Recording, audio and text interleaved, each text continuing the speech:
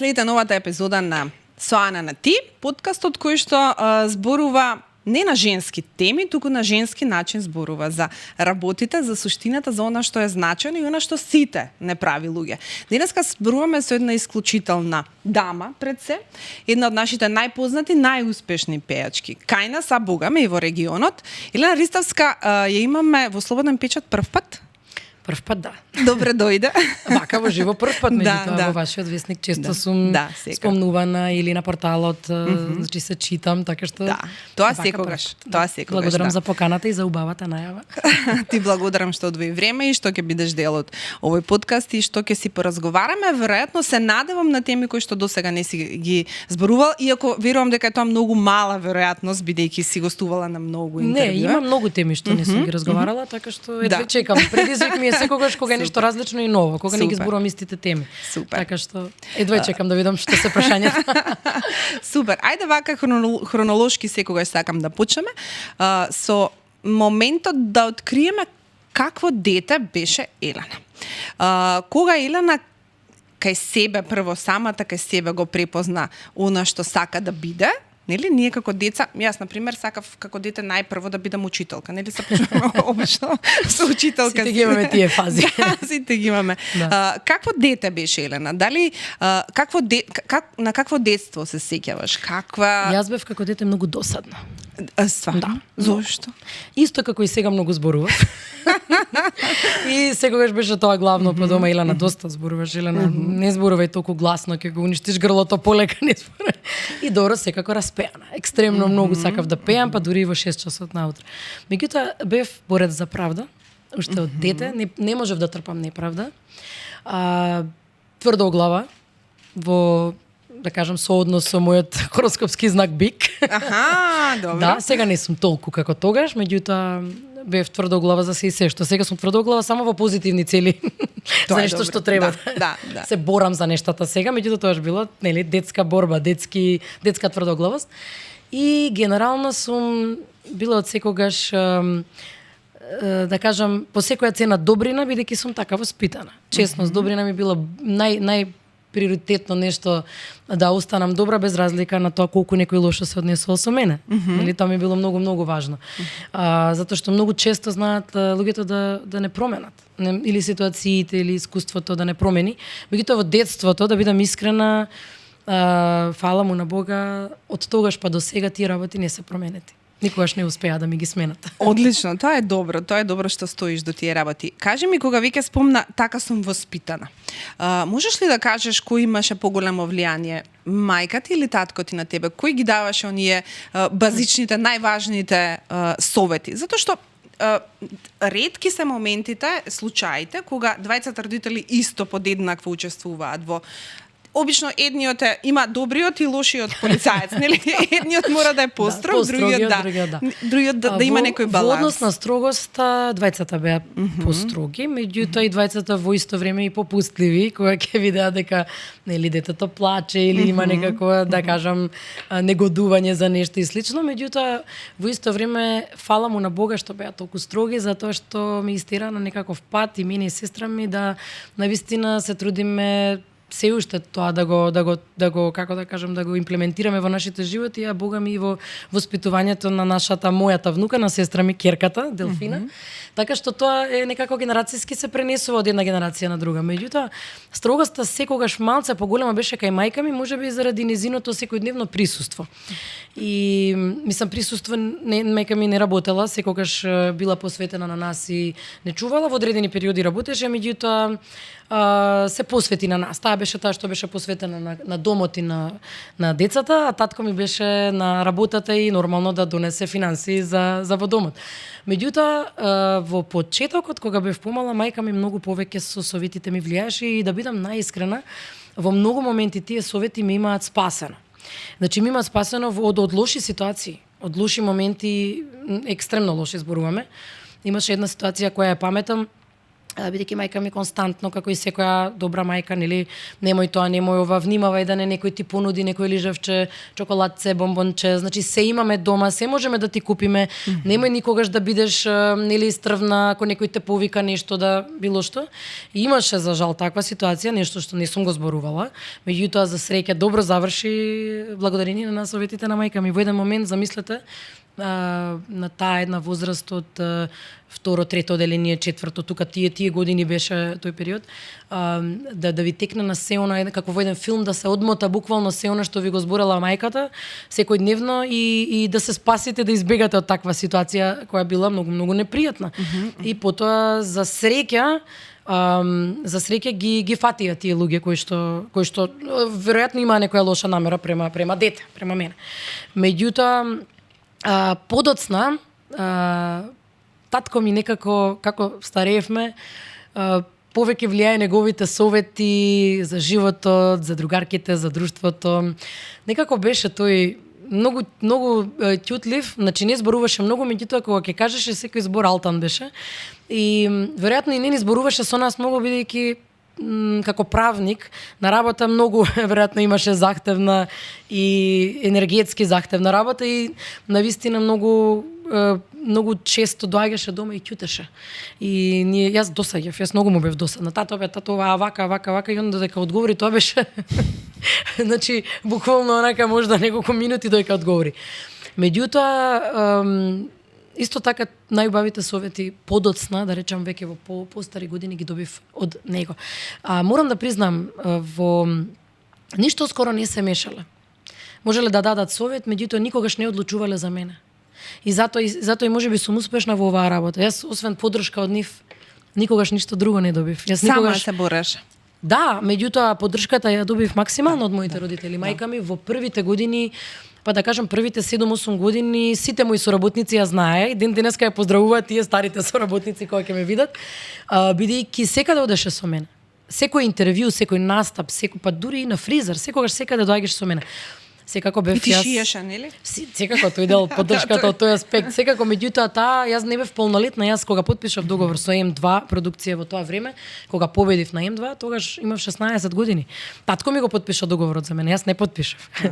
И секако дека у тие првите неколку години мајка ми буквално беше посветена на мене и на мојата кариера. Дали сум јадена, дали не ми е ладно, нели, дали сум окей, дали ми е секако што треба, нормално се грижеше за тој дел.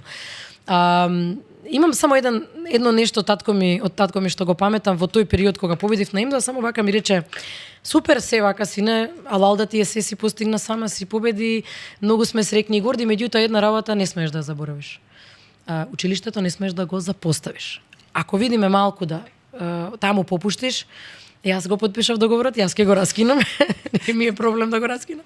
Така што тоа беше еден меѓу првите такви совети, дека училиштето е многу важно, без разлика на тоа каква професија ќе одберете подоцна и дали е тоа професија. Мене ми прерасна во професија, меѓутоа во тоа време на 16 години беше само хоби. Да. И тоа се тие некои баш ризични години кога нели пубертетот, па кога мислам децата сите во тие години мислат дека се знаат, се можат, они се најпаметни, никој друг не знае подобро од нив. Така да тоа ми е јасен момент. Се, она што ме интересира со оглед на тоа дека од секогаш си важела покрај тоа што имаш прекрасен глас и супер талентирана и тој распи глас, тоа засипнатото, рапавото, тоа е нешто кое што е уникатно и тоа е нешто кое што навистина те двои од сите други женски вокали тука. Нешто што мене лично, например, ме освојува скроз. Значи, ако некогаш сум сакала да ми биде засипнат гласот. Тоа ние го викаме бојата на гласот, природната боја на гласот. Да, така. Сега, покрај тоа што имаш таква специфична боја на глас и специфично убава. И кога се појави беше супер сладка и тоа се тие години кога веројатно веќе си важела во средното училиште за таква маркантна и сега на тоа ја додаваме славата. Имаше ли моменти кога ти правеа со учениците, со ученичките проблеми, сопки, нели? Завист, сето она кое што доаѓа веројатно со тие моменти на слава, на препознатливост, на ете така. Она е посебна. Дај да направиме нешто да, ако може да не биде. Да го уништиме убавиот момент сега. Да. Може би и прв пат зборувам на оваа тема, меѓутоа не да го погоди прашањето, ова беше нешто што ме држеше неколку години и беше страшно голем проблем за мене баш во средно училиште. На 16 години кога победив, токму тоа ми се случи. Не беше тоа целото оделение или целиот клас. Не беше тоа целото училиште. Да. Завршив инаку во Никола Карев.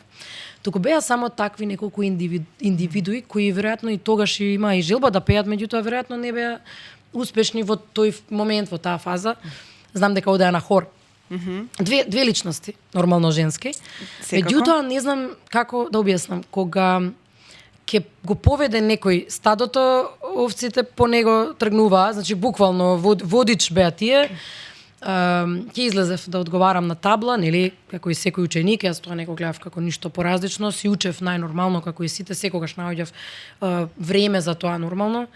Затоа што се што се сака се може. Тоа не може да ми каже некој дека не може. Да, може би многу покомплициран ми беше животот од другите соученици, меѓутоа се постигнуваше. Сега имаше фази и периоди кога турнеја или нешто, меѓутоа се постигнуваш.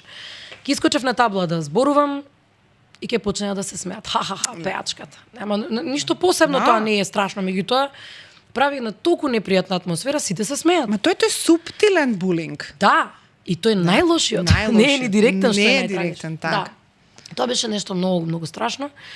И навистина постоја моменти кај што сакав или да се префрлам во друго училиште, па дури имаше моменти кога викав јас зошто што ќе ми е мене оваа работа, оваа слава или овој убав момент кога мене од друга страна еве што ми се случува, нели?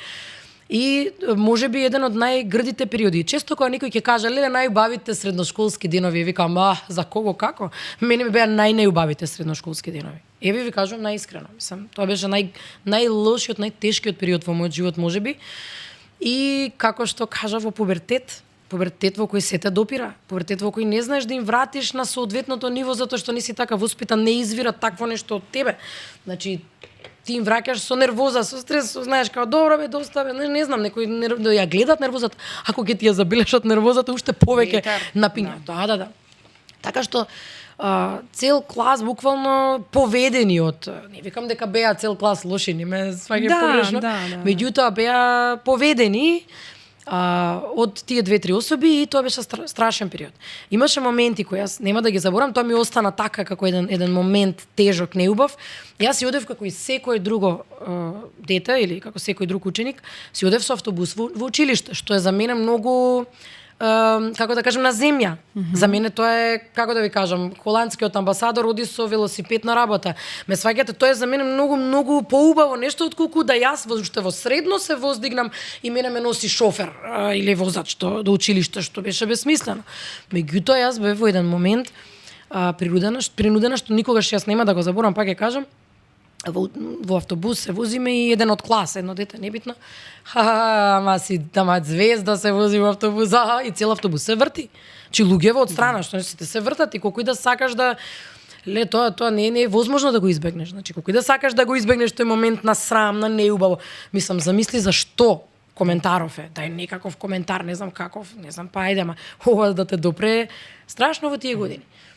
Потоа бев принудена да одам со такси со уште 2-3 другарки, да го плаќаме секој дневно таксистот, да не носи, да не враќа, нели, секој ден од училиште и во училиште. И тоа беше можда еден од најтешките периоди. Меѓутоа, што се случи? За се во животот постои карма. Јас не го кажам тоа случајно, затоа што за се буквално кој го отминаштетил му се вратил. Си доаѓа сметката буквално, затоа што јас не сметам дека некому намерно нешто сум наштетила или изгрешила. Значи тоа се е буквално, србите викаат ничим изазвано. Значи ништо никому не сум направила за да јас го предизвикам. Ниту сум се издигнала или воздигнала ради славата, па сум се однесувала несоодветно, нели, на училиште, па заради тоа ми се случувале тие работи. Не е точно. На крајот се случува матурата, како да кажам, цел клас и јас секако заедно со нив имавме една од најубавите вечери, нели, матурската вечер. Се дружевме таа вечер буквално како никогаш до тогаш и буквално некако едно максимално прифаќање на убава емоција и енергија. За жал тие две особи па да кажам, и ден денеска не се повикани, еве тоа е еден резултат на тоа кога си лош, кога не е непотребно си лош, тие ден денеска не се повикани на ниту една, да кажам, собиранка или едно собирање на сите од класот, значи особено од класот збору. Значи и уште и на самата матура веднаш беа некако како на страна тие две особи, а некако другиве соученици си го одбраа онака правото, како да кажам, дека никој ништо не им сгрешила, нели како да кажам. Значи затоа викам, секогаш поттикот за такви нешта, за булингот, тоа е една или две особи. Не се сите. Сите други се, како да кажам, можеби да не сгрешат на тие две особи, па потоа ти да бидат жртвата на булингот, нели? Тоа така почнува. Така што се враќа во животот. Кругот се врти. Да. Секогаш треба да го мислиме тоа. Многу важно е да го мислиме тоа во животот за да живееме многу посрекно. Тоа е она што преска го спомнав. Сметката стигнува кај сите, кога нели? тогаш? Да.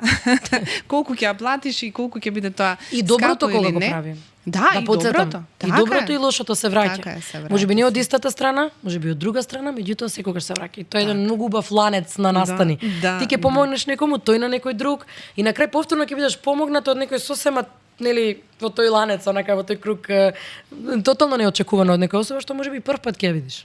Така е. Така е.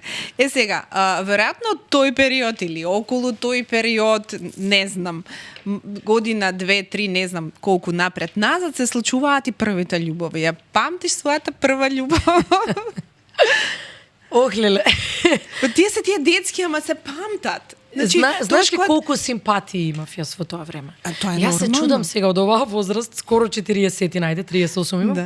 Јас се чудам и викам како можеше секоја втора личност да така посимпатична да ми се допаѓа. Сакаш луѓе едноставно, ги А сакаш. да, ама колку немаме критериум кога сме мали, кога сме мали, паш ќе кажам мали, не млади, тој веќе мал си, нели? 13, 14, 15 години, тоа се симпатии нормално. Да. Па како да кажам, првите симпатии, ќе кажам, првите љубови, не можеш да ги заборавиш. И при тоа ќе се навратам баш на првата симпатија. Некако тоа ми е многу уште тазе неубаво чувство, ќе го кажам, затоа што неодамна се случи од многу тешка болест да почине. И многу ми е некако така тешко да зборувам, иако ние рачунај сме биле години во некоја некомуникација, не сме комуницирале, меѓутоа симпатија, како да кажам, прва кога сум била јас стварно нешто многу мало, знаеш, онака леле него тој ми се допаѓа. Да. Така и ми останало тоа некако, најубавите години се тие, кога си возбуден, пеперутките во стомак. И тоа е негдека во основна школа, јас мислам, основно училиште, не е тоа во средно веќе се подругачи се тие симпатии, како да кажам. Меѓутоа, кога ќе се сетам на првата симпатија, ми доаѓа, пак ќе кажам, една голема тага. Некако многу голема тага, дури ќе кажам, се викаше Аце, во нашето мало, живееше буквално спротива нашата зграда, отспроти нашата зграда и ден денеска ми е и убаво чувство на првите, да кажам, денови кога се дружиш, другарства, симпатии, така некако првите детски игри во нашето мало и тоа се да те поврзува со така едно неубаво чувство. Тој потоа се ожени, си имаше едно прекрасно семејство создадено, значи многу еден кроток, нормален лик. Меѓутоа, откако се случи тоа, ми беше многу неубаво чувството. А инаку неговата керкичка се дружеше со мојата внука потоа, нели тоа така иде. Во истото мало, дека се уште е таму мојата мајка која ја чува мојата внука Делфина и така некако беа наредени работите, меѓутоа и ден денеска ми е на тој период кога ќе се сетам најубавото чувство. Сега средношколските денови мојата прва љубов, првата, ајде и тоа е симпатија, ќе кажам, затоа што денешниве симпатии тогашните некако многу е различно. Огромна разлика има у тоа време. Сега можеби подругачие звучи, изгледа тоа првата љубов, ако кажеш, тоа е веќе нели како подруга. Да. Тоа исто така потоа, да речам, нормално сме изгубиле комуникација, тоа беше во средно, негдека во прва средно, меѓутоа сме изгубиле комуникација, беше исто така од нашето мало, од Ново Лисиче, таму сум израсната. И пред неколку години искомунициравме, ми пиша дека се оженил негдека во соседна Србија. Така некако еден убав пријателски муабет, како си, што има, нели? И само едно нешто ми кажа и тоа звати колку била строга мајка ми тоа време, вика, мајка ми се вика инаку Десанка, и вика, Деса уште е полицаец. Викам, не, веќе. Од горе од поглед. Да, баш така. Затоа што нормално, значи прва љубов, нормално се криеш позади клупите, нели? Да, за се држиш за рака. Не ме пипај, бегај, мајка ми ќе види. Нормално строга беше мајка ми. Така што уште е строга мајка ти, уште е строга деса, баш така се. Значи толку се изнасмеа, ви го кажав тоа на мајка ми, вика, мама, ти види, многу си била строга, уствари, гледај како траума сме имале од тебе. Те памтат. Да. Најинтересното е што во подоцнежните години, кога имаше фази во кои немав дечко ни година дена, ама не ме интересираше дечко. Има тоа такви секако фази, е па после разводот, да се Да. разбереме. Да. Кога машки род ти е као онака тема, Фала ни нека е треба. битна, Да. да. Тој период си се посветив на бизнисот, со козметика и така натака и некако беше природно дека кога си посветен 24 сати на едно нешто имаш цел, нормално дека се друго ти е споредно. Так. И во таа фаза мајка ми вика, порано ви бранев дечковци, вика. Сега да ве молам да фатите, вика, нема да фатите.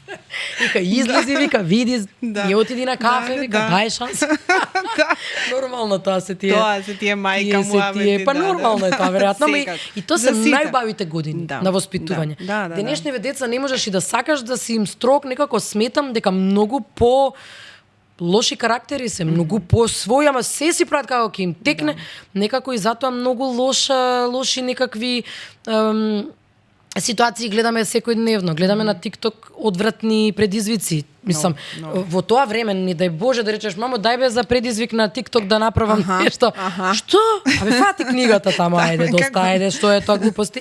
И така да... Друго беше така што тоа е тоа. воспитувањето. Да, ама јас пак ќе кажам, колку и социјалните мрежи да го пореметуваат сега тој процес на воспитување, сепак основата е од дома. Значи, сепак тоа дома кој ќе ти го врежат како правила, како насоки за во животот, не знам што да видиш на социјални мрежи, тоа е тоа. Мислам дека треба малку повеќе да се посвети време на воспитување на децата, меѓутоа, ајде тоа е една поопширна Па јас тема. мислам дека психијатрите и советуваат дека она што ќе го правите со и психолози и педагози, значи мислам кога на оваа тема се разговара дека го посочуваат моментот дека до 7-та година се гради карактерот. Колку е точно не знам, меѓутоа сум го читала многу често тоа. До 7-та година буквално она што ќе го видите од детето, дали е инат, дали не е, дали е тврдоглаво, дали знае што сака или не знае што сака во животот, тоа буквално ќе го видите до 7-та година, а според мене и тинеџерските години помеѓу 13 и 18, нели, тинс. Да, Тоа се да. многу важни години. Многу. И тука не само семејството, колку што ќе те насочи и строгоста на родителите ќе ти даде некоја насока, тука мислам дека карактерот го формира и друштвото. Нели оној момент, ама сите одат таму, морам и јас да појдам. И го имаш оној одговор барем порано што ни го давале. Па добро, ако сите отидат да се фрлат во Вардар, нели нема и ти да одиш да се фрлиш, така што, ама тоа е секогаш изговорот. Изговорот за секоја работа, ама сите одат сега. Сите тоа го прават, нели? Тоа е исто многу големо влијание има друштвото, затоа е многу важно во тинеџерските години родителот да внимава, да надгледува, буквално полицајец да биде како што биле нашите родители, да. И да се повторуваат тие пораки цело време. Јас тоа викам да го внесеш во подсвеста на детето што е добро, што е не. Ова е добро, Дури и да е ова не. досадно. И дури и да е досадно. Во еден момент, во критичен момент кога ќе му излезе као порака на детето и секако ќе се јави као блица на ова не треба да го правам. Ова за ова ми е кажано милион пати. Како што кажа во тие мали години кога јас бев второ, трето деление, мене ми била досадна веројатно мајка ми со истите работи. Мама немој ова пази, внимавај, мама пази ова, нели нормално. Ги памтиш до сега. Така, ама јас тоа ме спасило во таа одредена ситуација. Меѓутоа и подоцна многу често се случувало тоа што го кажуваш дека да се свртам на мајка ми да кажам добро бе мама, ама 500 пати те слушнав ова истово да го кажеш. И знаеш што бил одговорот? Види, мое како родител, задачата мојата улога како родител е јас да не застанам да ти го кажам сето дека не го свадиш, дека не ти го вкоренам тоа во тебе, а ти како понатаму ќе правиш, тоа е веќе на тебе. Јас тука веќе не можам кога излезеш од оваа врата, јас да знам ти што ќе направиш. Меѓутоа мојата улога и мојата одговорност јас да си ја завршам на тој начин, знаеш, како има одговорност према тебе како свое дете. Така што тоа е можеби најправилното. Секако било се со многу добро, со фино, со нормално, не било со дирење. Многу е важно на децата да не им се диреш денеска. Оти нема да те слушаат тебе, ќе го слушаат дирењето. Не го слушаат она што го говориш, го слушаат само оној тон неубав кој што им го моментот им ја, како да кажам, им боцка во главата, нели? Оти тинеџери тоа ги боцка, ги вознемирува, нели? Се нешто им смета на нив, но тоа е природно хормоните нормално. Меѓутоа тука ми е поинтата дека родителот е тука за да досаѓа, да досадува, меѓутоа детето во одреден момент ќе извлече голема полза од тоа. Па дури макар и на стари години. Многу често знам на мајка ми да кажам, понекогаш многу беше досадна, ама сега гледам зошто, викам, сега сваќам зошто си била таква, сега го применувам тоа. Така што тоа е. Да. Добро, некако хронолошки стигнавме до моментот после разводот. Нешто кое што нема потреба да го зборуваме. Јасно е, веќе мислам дека ги знаат сите работите кои што треба да ги знаат, нема што повеќе. Она што мене ме интересира, дали после сите искуства во твојот живот, и симпатии, запознавање многу луѓе, социјален живот, размена на енергија со многу различни типови на луѓе, дали веќе можеш да препознаеш кој тип на партнер би го избрала и што е она кое што тебе би ти значило, например, сакам, женска тема е скроз, важно ми е партнерот да има ова и ова. Веќе си имаш таква дефиниција, таква слика како што например мислам дека и имам, знаеш како тоа цел живот ние мислиме дека знаеме, на 20 мислев дека знам. Испадна дека не знам. Значи тогаш мислев дека знам што сакам, нели? Потоа малце подоцна, мислиш дека знаеш што сакаш, сваќаш дека апсолутно не знаеш што сакаш. Не дека не знаеш што сакаш, дека не ја знаеш формулата, токму тоа. Меѓутоа, мислам барем дека знам што би можела и што не би можела да поднесам. Тоа е веќе во однос на себе го бираш ти партнерот. Да. Нели, јас ако ти кажам таков и таков партнер треба да биде, тоа е добар партнер, да ти дадам да речеме на тебе совет. Јас можеби ќе погрешам затоа што ти си мене нешто друго ми треба. Така да секој е различен, значи има многу различни парови сум сретнала и од туѓите искуства гледаш дека не секој е ист. Многу важно е да најдеш некоја комплементарна особа на твојот карактер.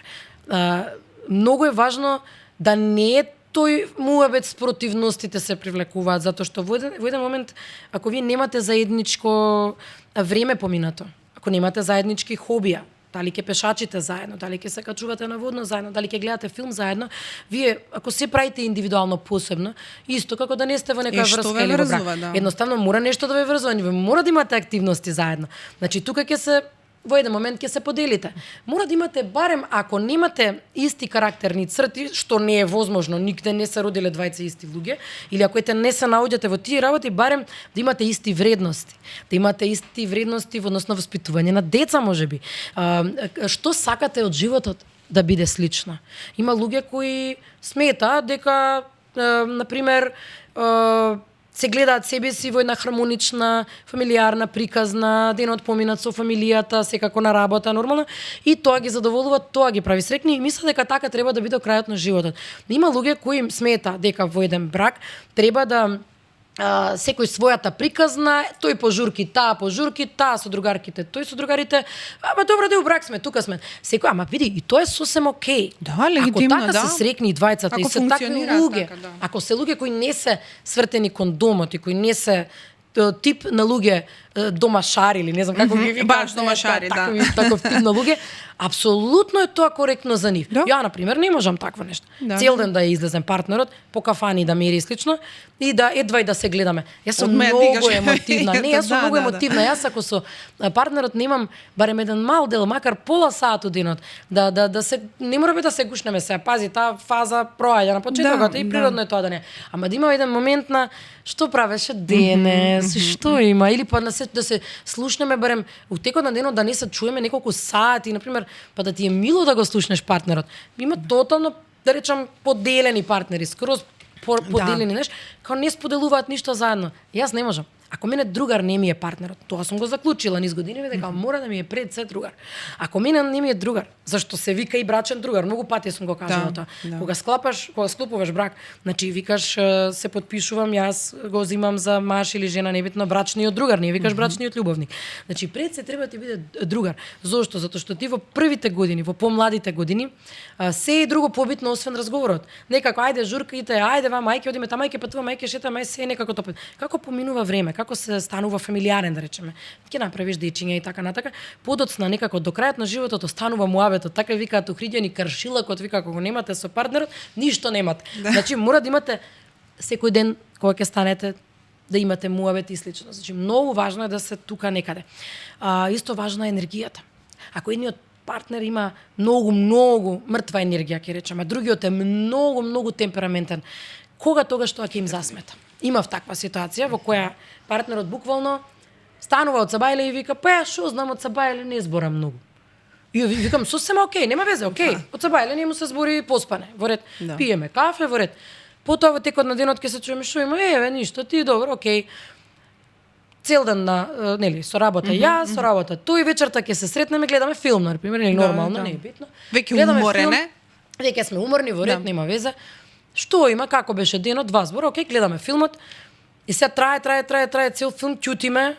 На крајот од филмот викаш, на пример, сега не знам, тој е убиецот, гарант е тој убиец, нели, оно да споделиш сега. И само го имаш. Што знам ја дека гледаме филм? Јас кога гледам филм никогаш не зборам. И доаѓаат пријатели на гости, сите, еве, 4 сме, 2 пара. Тројцата зборуваме, како да кажам, реципроцитет има некој, се споделува, блиски ни се луѓето, не се некои далечни па да не ги знаеш. Збориме, тројцата зборуваме, енергија, чекај, ова, вака, секој нешто кажува, ликов си ќути. А јас пак ќе кажам, енергијата мене не ми одговараше, јас не викам дека е тоа погрешно. Не, тој ќе си го најде своето капаче кога тогаш ќе си ќута двајцата. Супер ќе им биде со таа некоја, нели?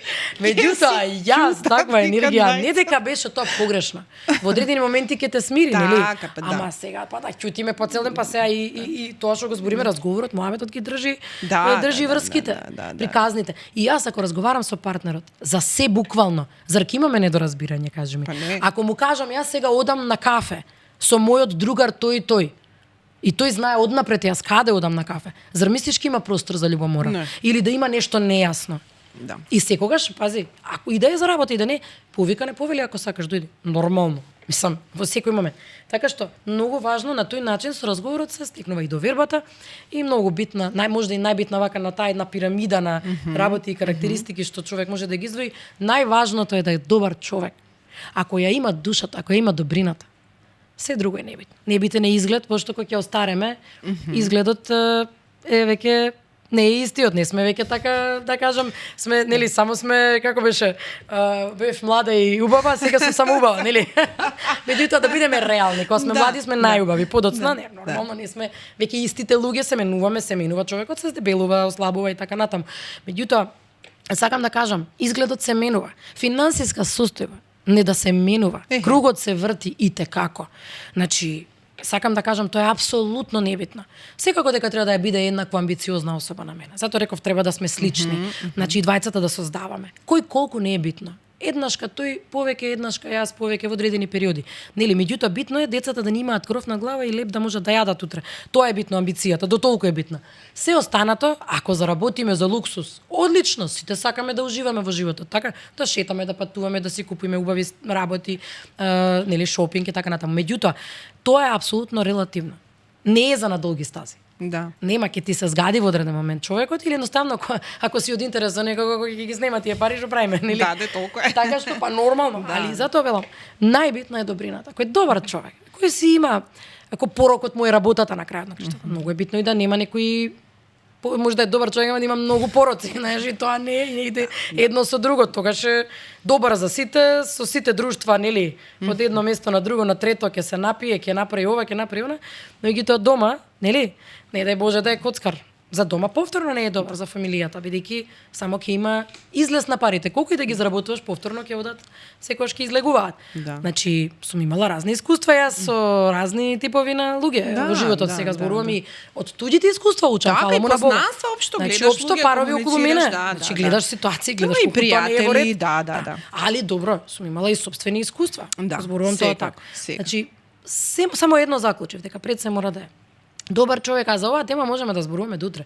Меѓутоа пак ќе кажам, на крајот на денот пак кога ќе си легнеш си викаш добро, знам ли да проценам повторно, некако не знам како да се уште не знаеме да процениме, а од друга страна знаеме што сакаме. Доволно е да знае човек што сака. Или што не сака. И што не сака. Барем Да, што не сака, веројатно и тоа знаеш, онака да знаеш да ги препознаеш тие црвените знаменца и да кажеш. Имаше еден многу бав совет, можда сум го кажала, можеби не, од Владо Јаневски. Многу често знаевме да филозофираме, иако сме со години сосема далечни, значи постаре од мене и така натака, меѓутоа низ годините да речем многу сме се почитували се, меѓутоа имаше една ситуација вака вика. Се чудам на жените или мажите кои бираат постојано исти тип на партнер. Вика, првиот пат се развела, дали, да речеме, бил алкохоличар, нели, и сметало тоа, нели, нормално. Меѓутоа, вика, вториот пат, вика, дури и по изглед, исти тип на човек со се истиот порок, вика, и одбрала. И вика, знаеш ли што значи тоа? Јас бев и ова помала кога ми го вика, знаеш ли што значи тоа? Викаме, добро, што значи, Владо? Вика, тоа значи дека никогаш не пораснала, никогаш ништо не научила. Тоа значи дека е до неа, не е до партнерите. Не и се лепат само такви луѓе. Нели ќе речеш, абе, што ми се лепат све лудаци? Што ми се лепат се вакви? Не, до тебе. Ако не научиш да одбереш дека кога ќе го видиш она што не ти се допаѓа кај човек, дека треба веднаш да го пресечеш, значи никогаш нема да научиш ништо. Да, Е така, битно е да научи човек и тоа. Што не треба или што не сака така, пак е колку толку на подобар пат да одбере добар партнер. Е тоа пресекувањето обично им оди тешко на жените, но луѓето веројатно и мажите, тогаш кога треба да пресечеш. Зашто мислиш ќе се смени? Е така не да може да се секој смени. си имаш надеж. Не може, нема бе такво. Крај. Нема. Може да се смени, ама ако самиот тој сака. Тоа постои како опција, многу мал процент. Секогаш човек, ако сам сака, или како викаат, мажите особено, а бога ми жените, се менуваат само заради една жена. Ама и тоа е релативно, пак ќе кажам. Не знам со која гостинка беше сега скоро нешто тоа дискутиравме, дека жените многу по-често оставаат отколку мажите. Маж многу тешко се одлучува да прекине. Они некако знаат да си се навикнат, па какво е, такво е, па ако не одговара, па ќе си побара варијанта, варијации на тема. Знаеш како Повеќе вака статистички повеќе жените поднесуваат барање за развод отколку мажите. Тоа е нешто. Тоа на Балкан претпоставам. Да. Затоа што на запад е обратно. На запад е обратно, мажите оставаат. Вака, имам другарка чијто татко живееше во Америка. И велеше вака. Ако имаш син, ожени го за македонка. Ако имаш керка, омажи ја за странец. Дали американец или без разлика странец. Што значи тоа? Таму жените се многу по-индивидуални, по-ладни, по-недомакински типови и се малку по-оштри, по-другачи тип. Значи многу се по-балкански, тие се повеќе како балканските мажи, како да кажам. Меѓутоа, жените кај нас овдека на Балкан се токму спротивно нешто од жените од страна. Да, се веќе други генерации. Мислам дека новиве генерации не се веќе така. Не сум сигурна дали е така, меѓутоа еве да речеме дека е така. Да. Сега, јас мислам дека мажите најчесто ќе кажам балканските мажи многу си сакаат дома домакинка, да им чисти, да им пере, си барат мајка 2. Втората мајка си ја бара. Да. Ти знаеш како беше, го чуваше мајка му, потоа да го дочува жена му, нели? Трето дете, ако се две деца родени, створени, трето е мажот. Сакам да кажам, балканските мажи генерално сега, да не се сватиме погрешно, има честна исклучоци, има мажи стварно за почит, за пример, за репер. Значи јас сега зборувам генерално какви сме као балкански типови, бидејќи 500 години беше турско, да се разбереме, на наша територија. Турско време, турско робство. Така што сме земале малкуцка од тој тип на однесување на мажите. Со тоа што тие сакаат дома да си имаат домакинка, и тоа првиот момент кога ќе догледаат некоја индивидуално појака жена, ќе кажам, нели, подотерана, поспремна, така да кажам спастрена, облечена, убаво се, или поубава, да речеме, нели, дома домакинка се подразбира, не дека е тоа некој репер дека домакинките не се средени, меѓутоа дома го гледа жената и во секакво издание, нели? Да. Што е и нормално и природно. Меѓутоа, кога ќе ја види таа некоја, готово, тај новиот предизвик, затоа што тоа нели го нема дома. Меѓутоа, тоа нешто за дома не го сака. Ама она нема да пере, да чисти, да готви децата, нема да ми ги чува ваќе, сака цел ден да шета, да ќе бара подароци, ќе бара оваќе, нели нормално си вика така, нели таква жена. Меѓутоа, мислам дека тоа нивно чекање да го направат првиот чекор е затоа што така им одговара. Не затоа што они многу трпат, па сега чекај. Кај нас жените трпат. Жените, македонки, посебно трпат. Може би на Балкан другиве типови на жени, србинките или се, не знам, сега не можам ни да говорам, а мислам дека не се до толку како нашиве жени. Трпи, мислејќи дека ќе го промени, ајде ради децата, ајде ради ова, едноставно доаѓа до фаза во која веќе тоа не се трпи, ама таа е доцна фаза. И жената излегува од бракот многу изфрустрирана. Со многу мака, со многу болка, со многу лузни. И за жал, таа излага така и го наѓа следниот маж или следниот дечко што ќе го фати и она е многу полоша со следниот. од лошото искуство претходно и она мисли дека сите се такви, нели нормално и многу тешко се дава по тоа жена. Зашто викам после развод бев таква, не сакав маж да видам, затоа што едноставно си трпел до одредена граница, одреден карактер или поднесување и потоа викаш чекај, не можам јас повторно ова да го поминам, дури ти е втор брак ти е као невозможна мисија во иднина. Мислам тоа ти е као добро, еднаш проба видов, не мора. Со тоа што тоа е на почетокот нормално. Сега веќе не размислувам така, ако е правата особа и на 20, и на 30, и на 40, нормално дека бракот е убава работа, за убаво нешто. После бракот треба да е поубава, не полошо. Ме сваќаш што сакам да кажам. Ништо не значи прстенот и потписот, меѓутоа после бракот треба да е поубаво. Да е заедничкиот живот треба да е поубав. Меѓутоа моабетот ми беше дека жените ќе трпат и на крај ќе се изфрустрираат за наредниот и тешко се отвараат за следниот и дури не заслужува тој следниот можеби е идеален сопруг за неа, меѓутоа она не му се отвара од старт како што треба, не се дава 100%, многу дури погрешна слика остава за себе, а таа жена е нели посветена, пример да речеме. Била посветена претходно. Сега кај мажите пообратно. Што се случува? Ќе ја малтретира 20 години сопствената жена, буквално. Мајка ќе му биде и на крај нити ќе биде емотивно исполнета, ниту ќе биде сексуално задоволена, пошто и тоа се случува, ниту ќе бидат децата чувани, почувани да отиде да се избања жената или да отиде да се среди, и таа сака да се среди, ама нема кога, пошто сите улоги ги земала. И на домаќинка, и на мајка, и на татко, и на се буквално, и дома да средиш, и на работа да поидеш нормално. Природно е тоа, нели? Така што таа не стига да се среди, јас го имам тој случај во околина. И што се случува? Тој утнал таму, видел дека со претходната жена таквото детско понашање како со мајка, нели, како со родител, како ќе те тинтра и ќе те трпи, нели нормално родител ќе те трпи, ама не те трпи до крај жена, кога тогаш ќе пресече. Наследната ќе го даде сето она што не го дал на својата сопруга што заслужила. Овој случај го гледам, ама секој втор случај е ваков. Имам ваков пример во блиски, значи другарка и другар, 20 години го молеше.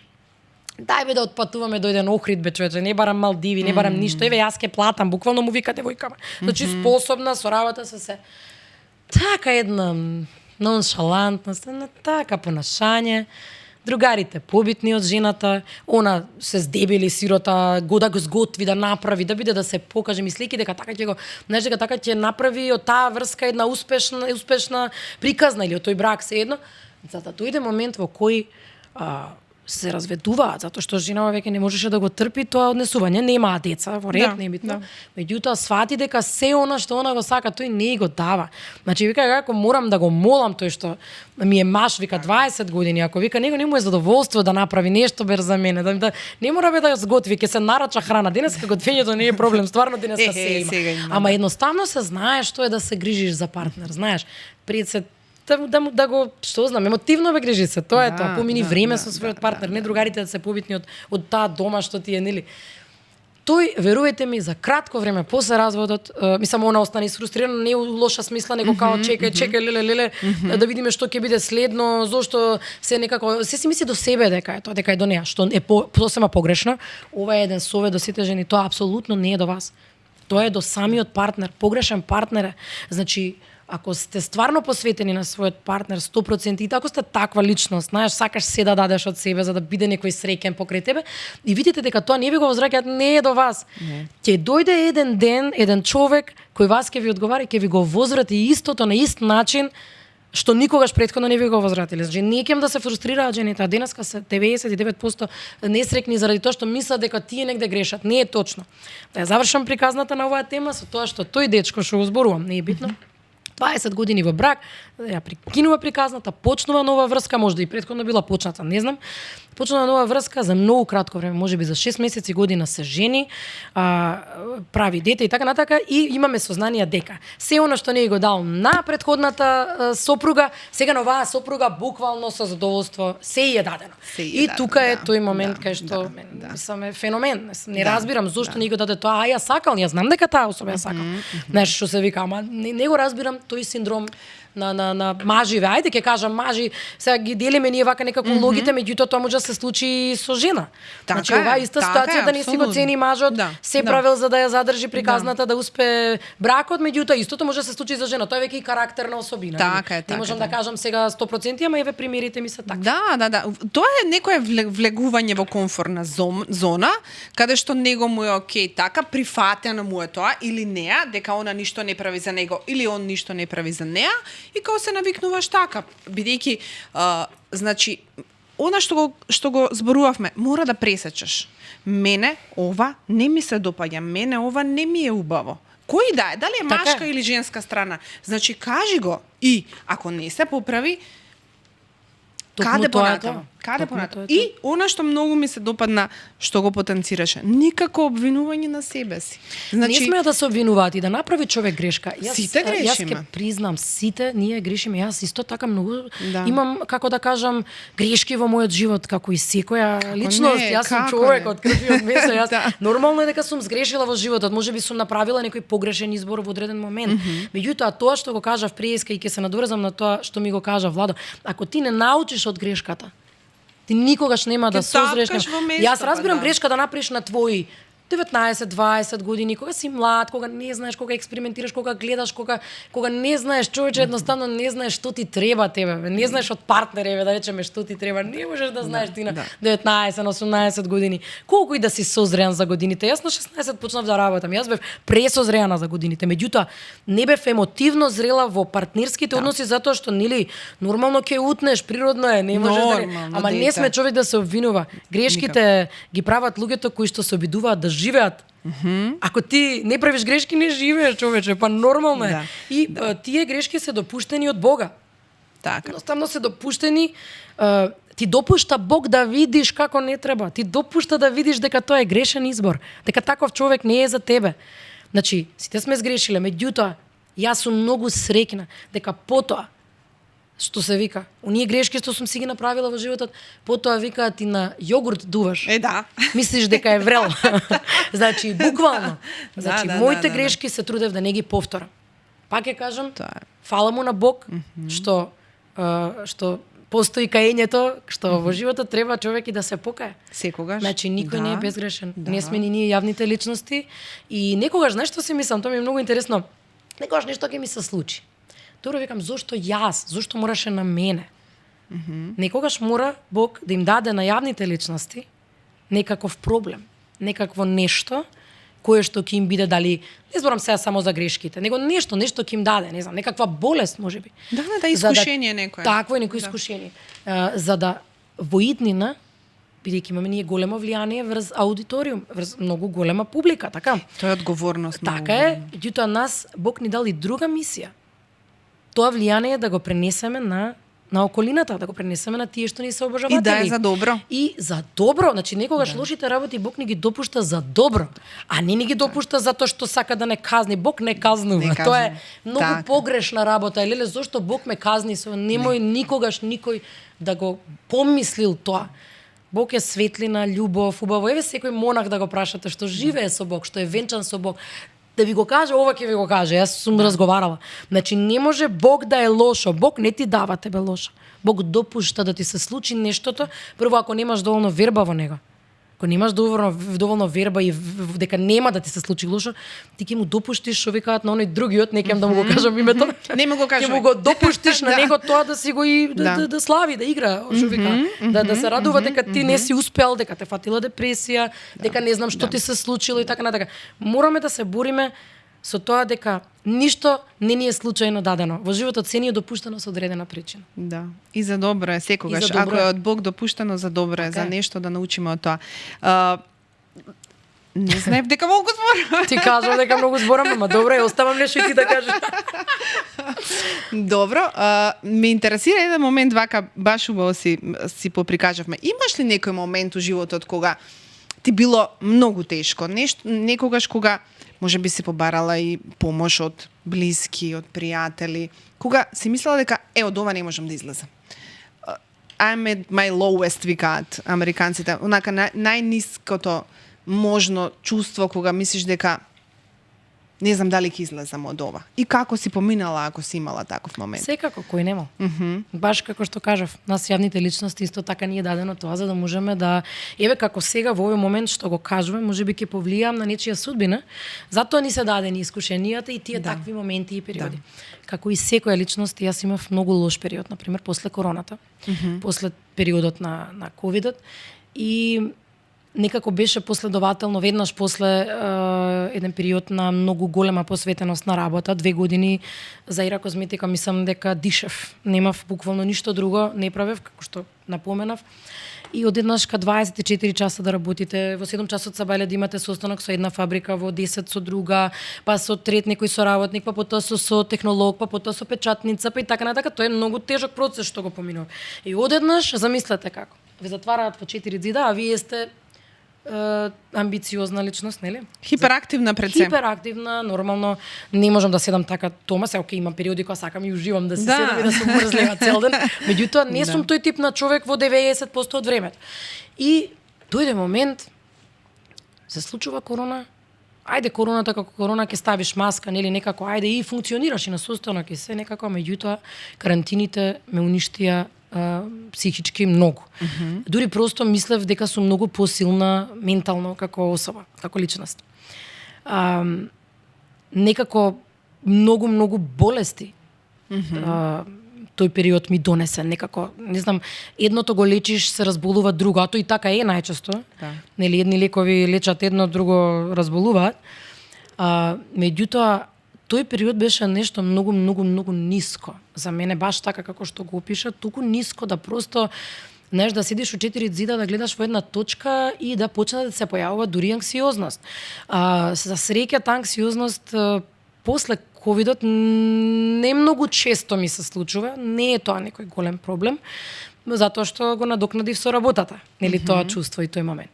Меѓутоа имав страшно чувство на седам вака, нели карантине, нема никој околу мене, сама легнувам, сама заспевам, сама сум дома, сама готвиш, секе сготвиш, се дури се посветив ете да сготвам, па интересно, па вкусови да експериментирам. Одеднаш кога сама седам, гледам серија некоја на телевизија и само еден момент почнувам да мислам дека ќе се угушам и дека ќе умрам и дека нема да има кој да ме најде. И почнувам да подголтнувам и мислам дека со секој подголтнување дека така ќе се блокирам, а и тој период имаше нели со короната многу да кажам, многу нечист воздух беше и кај сега, да бидам искрена и сега, полош воздух, ја не памтам од ова време. Сам милион алергии закачи. Меѓутоа беше период во кој имаш некој секрет од носот кој тука ти доаѓа, ти застанува и подголтнувам и викам готово, следното подголтнување ќе умрам.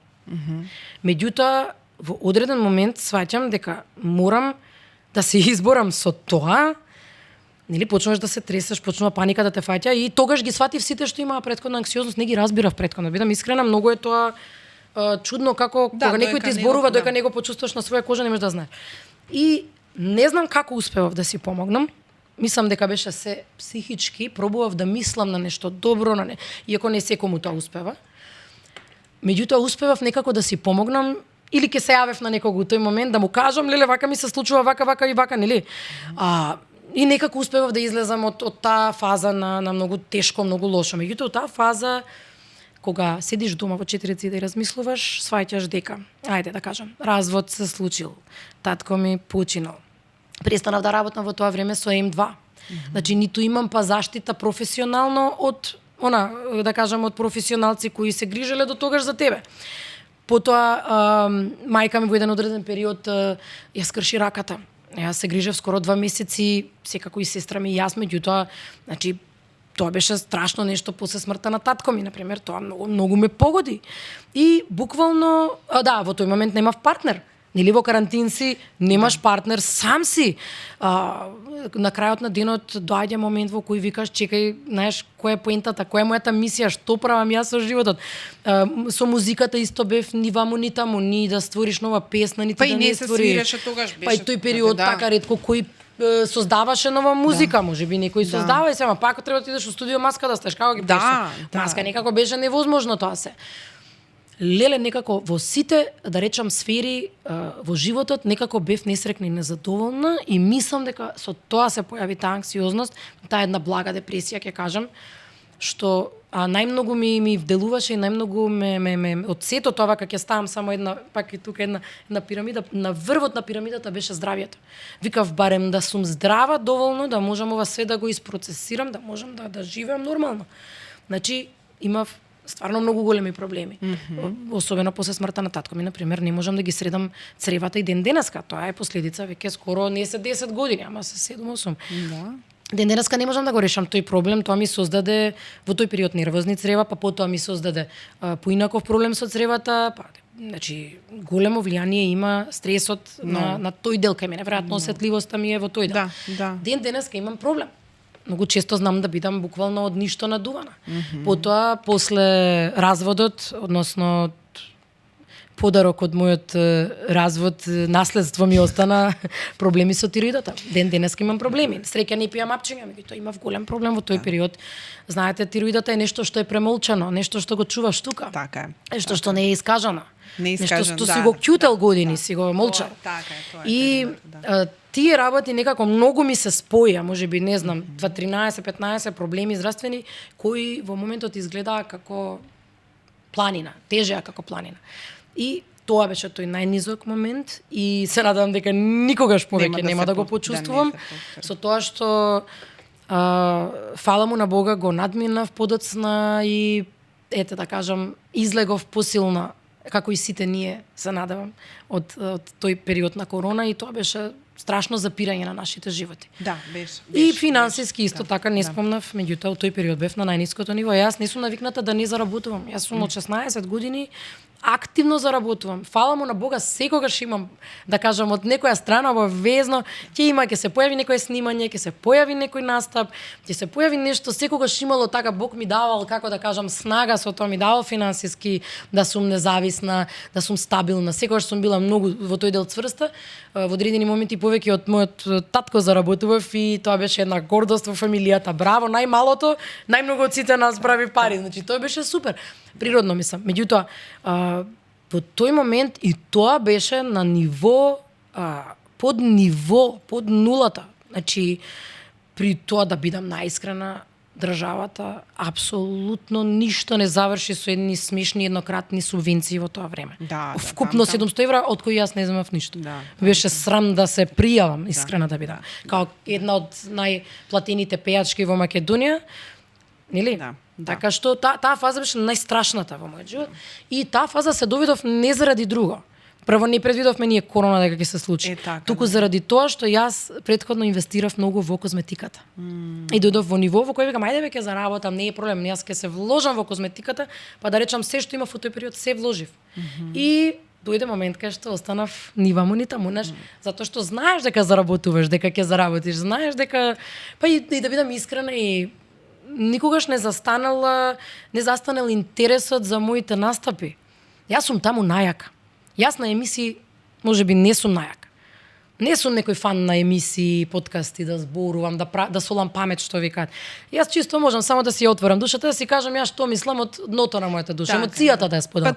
Меѓутоа имате за тоа, како да кажам, имате и мотивациони говорници, имате за тоа психолози кои може да ви одговорат за секоја тема, нели?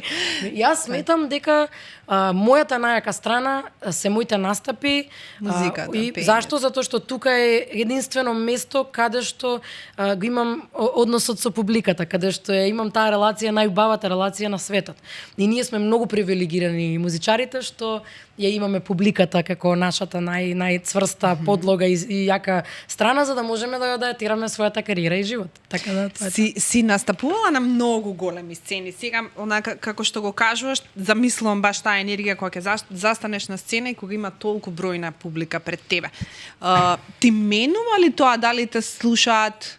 Кој те слуша во публиката? Дали имаш 2000 или 200.000 луѓе во публика? Дали се твои домашни? Дали негдека надвор настапуваш, си била дел и од Евровизија и те паметиме по многу важни настапи во твојата кариера? Се уште многу активна, се уште велам и во регионот, многу популарна и слушана.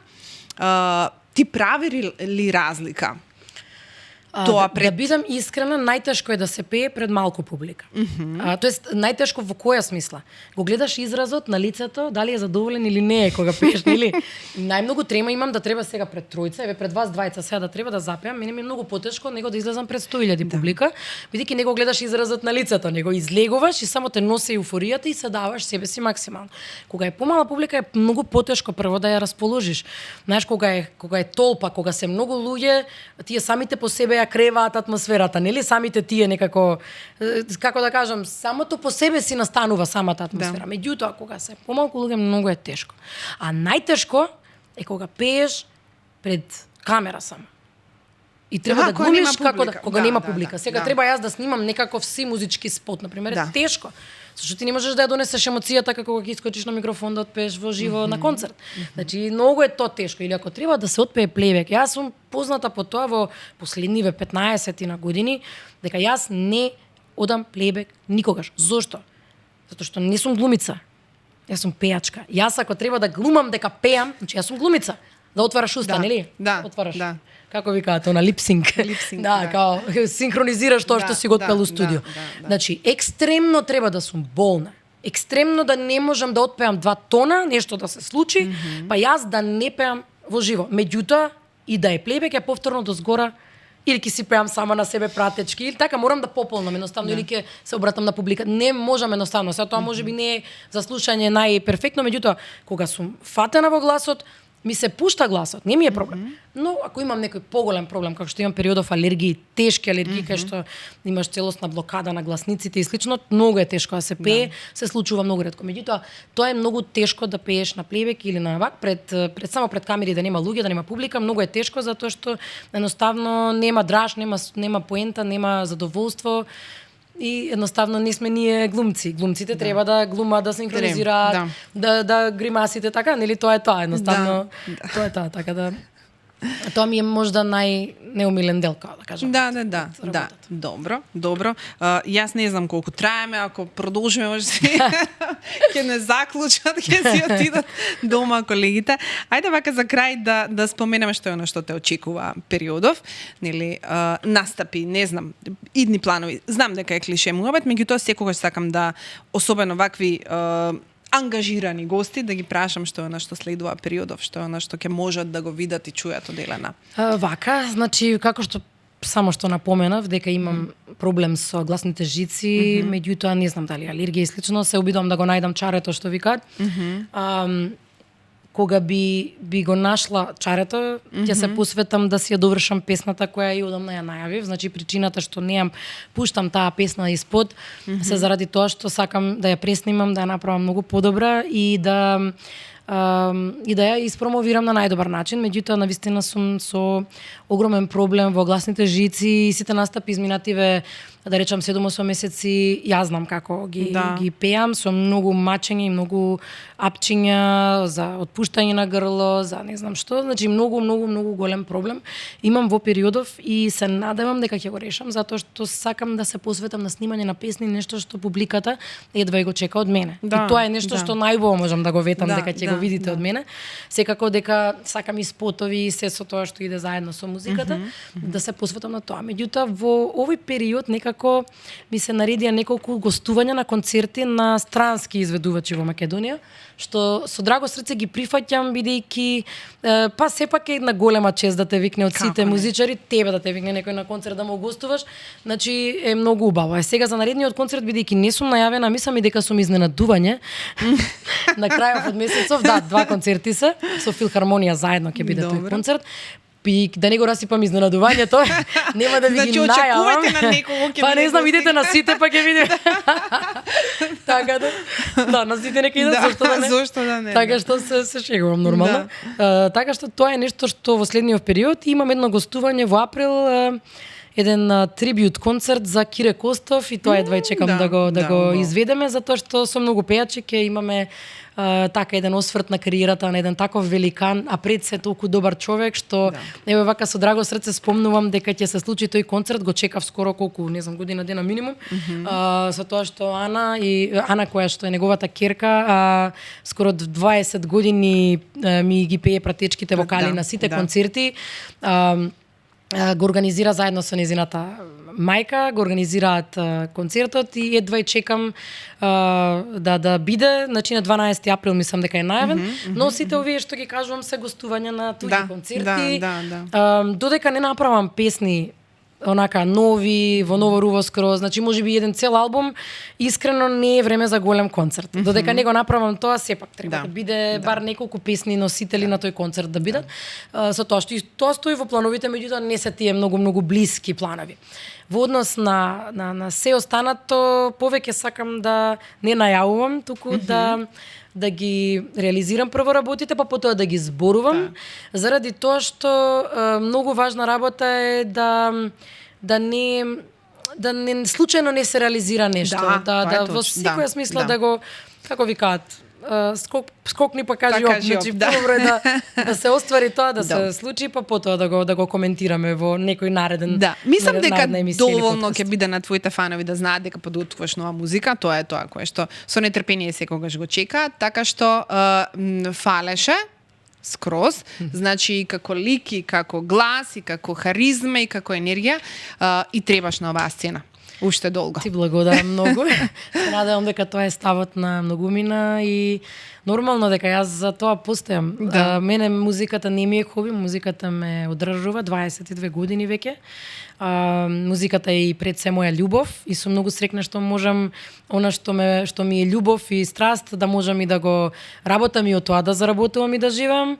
Така што јас сум тука за публиката, а се надевам во одредени моменти публиката ќе биде за мене. За концертите секако и за настапите. Секогаш. Така што тука сум. Да. Се додека дишам, мислам дека ќе можам да творам и да пеам.